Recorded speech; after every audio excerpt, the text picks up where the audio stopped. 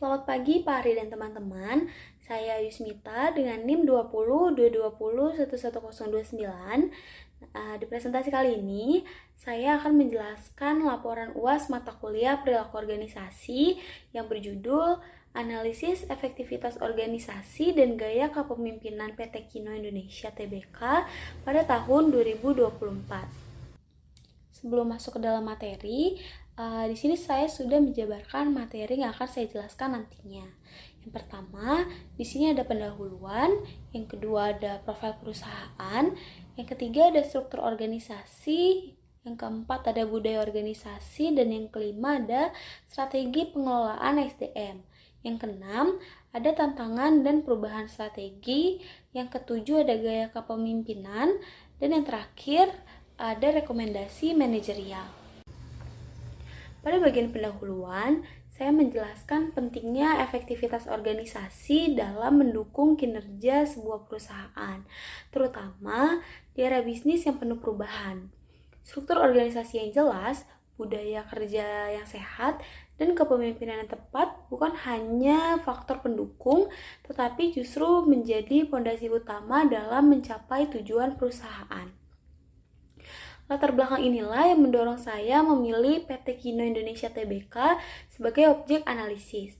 Selain dikenal luas lewat produk-produknya seperti cap kaki 3, Sasha, dan juga Ellipse, PT Kino ini juga menunjukkan perkembangan yang pesat, konsisten berinovasi, bahkan meraih penghargaan sebagai perusahaan paling inovatif pada tahun 2024 versi Warta Ekonomi. Nah, melalui laporan ini, saya bertujuan untuk menganalisis seberapa efektif struktur organisasi dan juga gaya kepemimpinan pada PT Kino, serta bagaimana keduanya ini memengaruhi kinerja dan respon perusahaan terhadap tantangan internal yang mereka hadapi. Selanjutnya ada profil singkat dari PT Kino Indonesia Tbk. Jadi PT Kino ini sudah didirikan sejak tahun 1999 oleh Bapak Hari Sanusi, yang awalnya PT Kino ini bergerak di bidang distribusi. Kemudian PT Kino ini berkembang menjadi produsen dari berbagai produk konsumen seperti personal care, makanan minuman, lalu juga farmasi dan berbagai produk rumah tangga. Dengan merek-merek terkenalnya seperti Sasha, Ellipse, cap kaki 3, terus ada juga Oval dan juga Lola Remedios. Nah, produk Kino saat ini tidak hanya dipasarkan di Indonesia saja, tetapi PT Kino juga mengekspor produksinya ke lebih dari 35 negara di dunia, termasuk Filipina, Malaysia, Thailand, UAE, Nigeria, Arab Saudi, dan juga Pakistan. Ini menunjukkan kekuatan dari brand Kino secara global. Masuk dalam bagian struktur organisasi, jadi PT Kino ini memiliki struktur organisasi yang bersifat hierarkis, yaitu wewenang dan juga tanggung jawab dibagi secara bertingkat. Di puncak terdapat rapat umum pemegang saham atau RUPS, lalu diikuti oleh Dewan Komisaris yang mengawasi direksi. Nah, direksi ini nantinya akan dibantu oleh komite-komite seperti komite audit, komite nominasi dan remunerasi, juga ada komite keberlanjutan. Lalu, menurut DAF pada tahun 2013, struktur ini termasuk dalam struktur yang fungsional karena struktur ini cocok untuk perusahaan-perusahaan yang besar karena struktur ini membantu dalam pengambilan keputusan, efisiensi kerja, dan juga kontrol manajemen di seluruh lini operasional perusahaan. Pada budaya organisasi, PT Kino Indonesia Tbk ini memiliki budaya kerja yang dibangun atas 5 nilai dasar inti. Yang pertama, ada will it through innovation. Ini diterapkan dengan adanya peluncuran varian-varian yang baru pada cap kaki 3 dan juga produk herbal lainnya. Nilai yang kedua, ada we succeed as a team. Nah, ini diterapkan dalam kerja lintas divisi, dalam pengembangan produk dan juga pada strategi pemasaran. Yang ketiga, ada we are agile.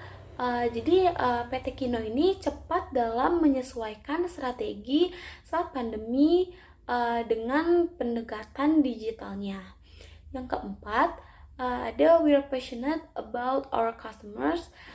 Ini bisa dilihat dengan adanya riset pasar dan juga feedback yang dilakukan oleh pelanggan, dan ini dilakukan terus-menerus secara rutin. Nah, yang kelima, ini ada we are committed to our work. Jadi karyawan diberi pelatihan dan juga target kerja yang jelas. Nah, menurut Edgar, budaya organisasi terbagi dalam 3 lapisan. Yang pertama ada artefak atau tampak, yang kedua ada nilai yang dianut atau exposed values, dan juga yang ketiga ada asumsi dasar. Nah, nilai-nilai yang dianut atau yang dilakukan atau yang diterapkan pada PT Kino ini termasuk dalam exposed values, yaitu nilai secara sadar yang dikomunikasikan dan juga dijadikan panduan kerja. Inilah yang nantinya akan membentuk PT Kino memiliki budaya kerja yang positif. Selanjutnya, pada strategi pengelolaan sumber daya manusia, PT Kino menilai kinerja karyawannya menggunakan sistem KPI atau Key Performance Indicators, yaitu indikator kerja yang disesuaikan dengan target tiap individunya. Jadi tiap individu tidak disamaratakan. Misalnya, pada bagian penjualan ini dinilai dari pencapaian target, kehadiran, dan juga efektivitas kerja mereka. Selain itu, PT Kino juga menyediakan pelatihan teknis dan juga pengembangan kepemimpinan. Lalu, menurut Herzberg, ada 2 faktor utama yang memengaruhi motivasi kerja. Yang pertama, motivator, seperti adanya penghargaan dan juga tanggung jawab. Sedangkan faktor yang kedua, ada faktor higienis, seperti kondisi kerja. Jadi, PT Kino ini sudah menjalankan kedua aspek menurut Herzberg ini dengan baik. Selanjutnya, pada slide tantangan dan perubahan strategi, jadi PT Kino ini memiliki beberapa tantangan yang dihadapi. Contohnya seperti kenaikan biaya bahan baku dan juga logistik, serta adanya persaingan pasar yang semakin ketat.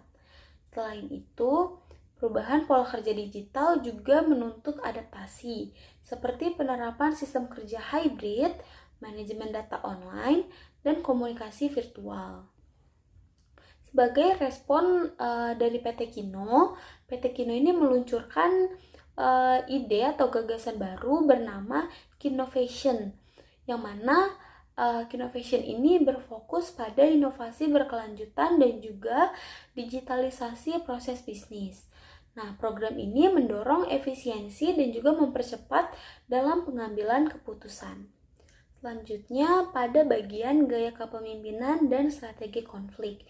Jadi, kepemimpinan di PT Kino Indonesia Tbk ini bersifat transformasional dan juga partisipatif, yang mana artinya pemimpin tidak hanya memberikan instruksi, tetapi pemimpin juga menjadi inspirasi dan juga melibatkan tim dalam proses pengambilan keputusannya. Contohnya adalah keterlibatan karyawan dalam ide produk baru dan juga pada diskusi internal yang dilaksanakan. Nah, menurut Robbins and Judge pada tahun 2017, gaya kepemimpinan ini dapat meningkatkan motivasi intrinsik karena karyawan merasa dihargai dan juga merasa dipercaya. Untuk menyelesaikan konflik, PT Kino ini selalu menerapkan pendekatan kolaboratif, yaitu menyelesaikan masalah melalui diskusi bersama. Lalu, PT Kino juga akan mencari solusi yang bersifat win-win. Contohnya, lewat pelatihan lintas divisi dan juga dengan adanya sistem feedback yang terbuka. Selanjutnya ada rekomendasi manajerial.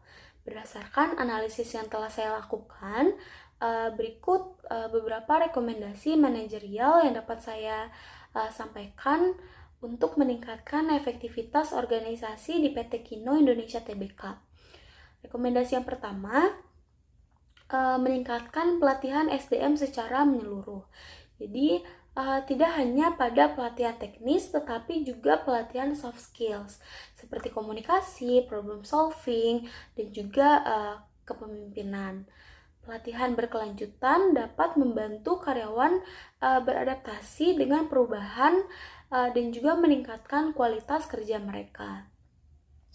Untuk rekomendasi kedua, ada memperkuat komunikasi lintas divisi. Jadi, perusahaan sebaiknya membangun sistem komunikasi internal yang lebih efisien dan juga terbuka, seperti forum kolaborasi rutin, email yang interaktif, atau sistem feedback digital. Ini penting untuk mencegah kesalahpahaman dan juga mempercepat pengambilan keputusan. Selain itu, mengembangkan pendekatan coaching dan juga mentoring.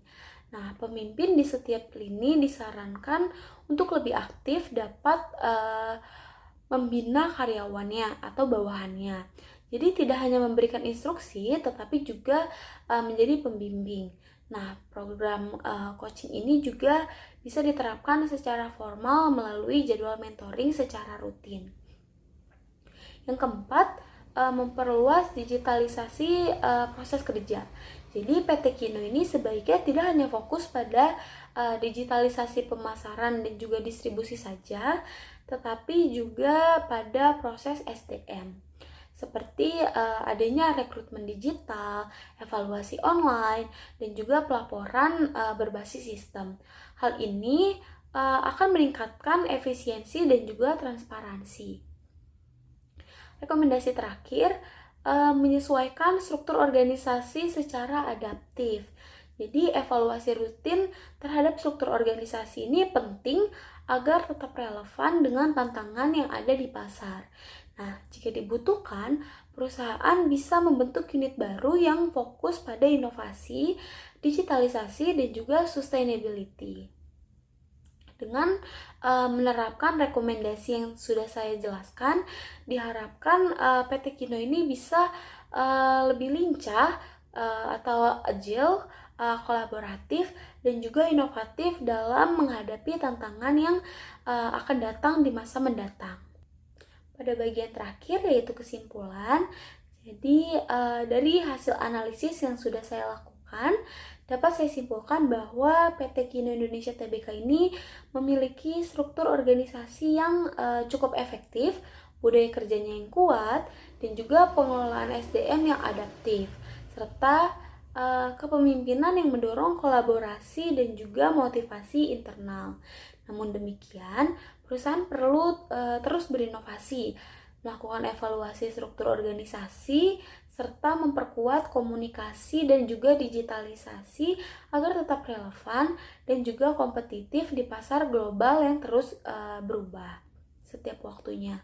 Nah, kombinasi antara kepemimpinan yang inspiratif, struktur yang fleksibel, dan juga budaya kerja yang sehat, ini akan menjadi kunci sukses jangka panjang bagi PT Kino Indonesia Tbk.